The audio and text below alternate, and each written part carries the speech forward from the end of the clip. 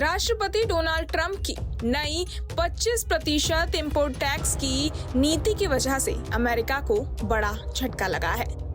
दरअसल भारत की सबसे बड़ी ऑटो कंपनियों में से एक टाटा मोटर्स की लग्जरी गाड़ी subsidiary Jaguar land rover JLR ने ब्रिटेन में बनने वाली जैगुआर और लैंड रोवर कार्स की अमेरिका को सप्लाई फिलहाल रोक दी है।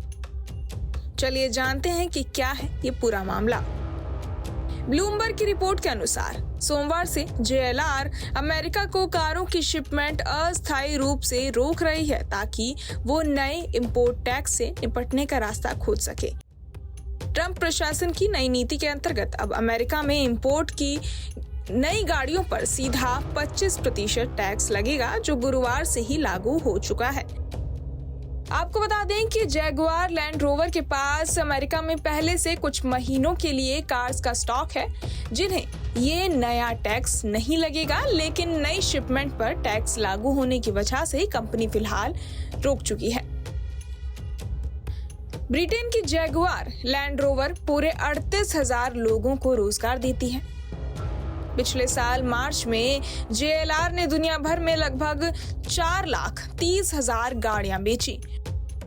उत्तरी अमेरिका में लगभग 1,07,500 गाड़ियां बेची। वहीं JLR के पास अमेरिका में पहले से ही कारों की 2 महीने की आपूर्ति है, जिन पर नया टैरिफ अभी लागू नहीं हुआ है।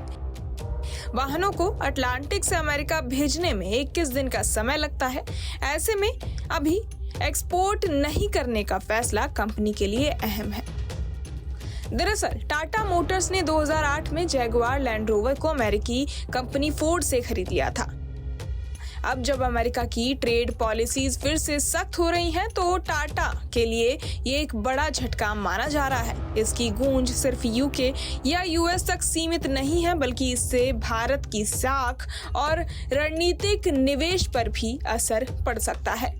एक मीडिया रिपोर्ट के अनुसार JLR का कहना है कि वो इस बदले हुए ट्रेड एनवायरनमेंट में अपनी रणनीति को फिर से तैयार कर रही है। JLR ने अपनी वेबसाइट पर एक बयान में कहा कि हमारी लग्जरी बॉन्ड्स की ग्लोबल अपील है और हम बदलते बाजारों के मुताबिक खुद को ढालने में सक्षम हैं।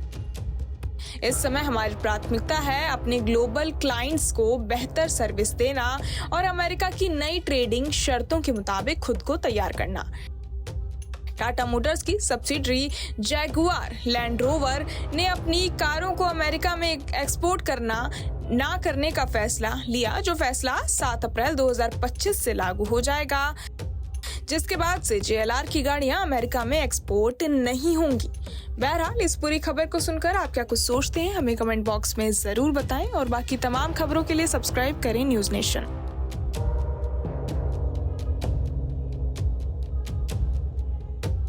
न्यूज़ नेशन अब व्हाट्सएप पर खबरों के ताजा अपडेट के लिए न्यूज़ नेशन के इस QR कोड को स्कैन करें।